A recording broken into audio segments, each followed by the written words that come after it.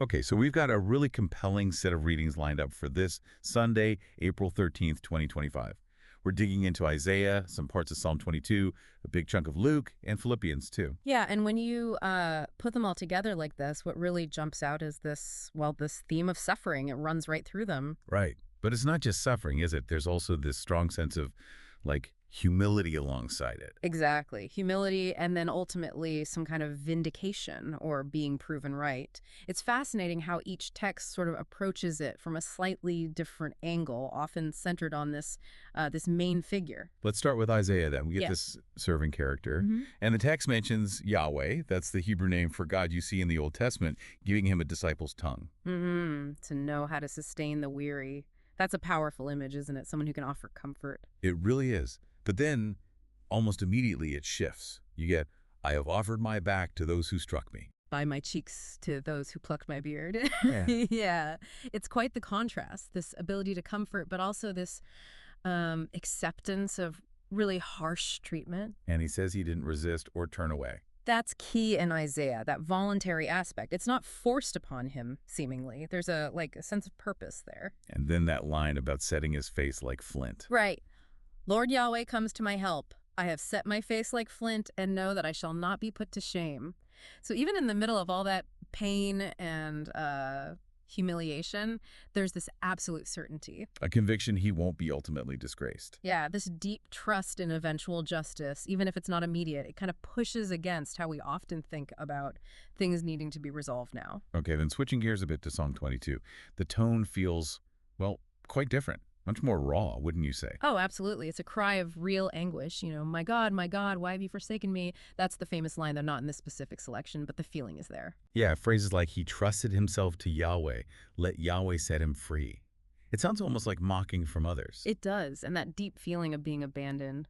Yahweh, do not hold aloof. My strength, come quickly to my help. It's desperate. And the imagery is so stark, I can count every one of my bones. Well, they look on and gloat. They divide my garments among them and cast lots for my clothing. It's that feeling of being utterly exposed, stripped bare. Just total vulnerability. But even in that darkness, there are these flashes of memory, remembering God's past help. Right, and it seems to build towards the end, towards hope again. It does. It shifts towards praise, declaring God has not despised nor disregarded the poverty of the poor, but has listened to the cry for help. So it's this journey, really, from feeling completely cut off to finding that connection again, trust returning. Which brings us to Luke's account of the Passion. This is much more narrative, right? A step-by-step unfolding. Yeah, very much so. You've got the accusations, the back and forth with Pilate and Herod, too. And that crowd dynamic is intense. Right. How they swing so hard towards demanding Barabbas. It really is. And Pilate, he seems genuinely stuck, doesn't he? Yeah, he keeps saying, I find no basis for a charge against this man. Multiple times. But the pressure from the chief priests and the crowd just keeps mounting. It really shows that tension between, perceived justice and political reality. It's a classic dilemma, I suppose. What's right versus what's expedient. And Herod's reaction is interesting, too. He wants a sign, a miracle. And when he doesn't get one, he just treats Jesus with contempt. Yeah, it's another angle on how power responds, or fails to respond, maybe. Then you get to the crucifixion itself in Luke. And amidst all the horror, there are these moments, Jesus' words. Like the forgiveness, Father, forgive them, and the exchange with the criminal beside him, offering hope even then. It's incredibly poignant. And then his final cry. And the reaction of the centurion afterwards is significant too, isn't it? A Roman soldier. Right. Truly, this was an upright man. Yeah. Coming from him, that carries weight. Absolutely. And Luke mentions the crowds going home, beating their breasts.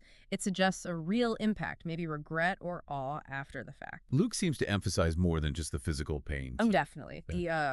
The darkness over the land, the temple veil tearing. These details suggest something cosmic is happening beyond just an execution. Symbolic shifts. Right. And he notes the women, his followers, watching from a distance. It highlights both his isolation at the end, but also their, steadfast presence. Okay, so we have the servant in Isaiah, the cry from the Psalm, the detailed narrative in Luke, and then Philippians. This feels like it pulls back for a wider view. Yeah, it offers this incredible theological perspective. It talks about Christ's nature. Being in the form of God did not count equality with God something to be grasped. That's the start. Right. But then He emptied himself, taking the form of a slave. Being born in human Thus likeness. Huh? humbled himself and became obedient to the point of death, even death on a cross. So it reframes everything we've seen. How so exactly? Well, it presents the suffering not as like a failure or a tragedy he fell into, but as a deliberate act.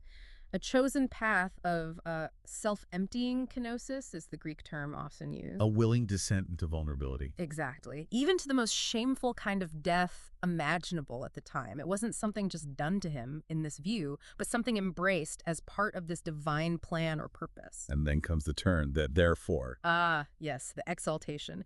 Therefore, God has highly exalted him and bestowed on him the name that is above every name. So that at the name of Jesus, every knee should bow, and every tongue confess that Jesus Christ is Lord.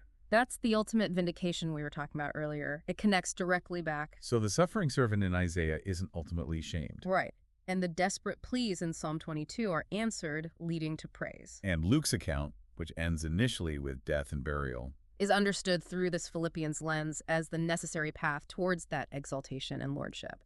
It flips the script on power. Well, the idea that ultimate power and glory aren't found in dominance or force, but in this radical humility, this willingness to empty oneself, to sacrifice. It's a paradox, really. So looking at all four together, Mm-hmm. it's quite a journey. You've got prophecy, raw emotion, historical narrative, and then this deep theological reflection. Mm-hmm.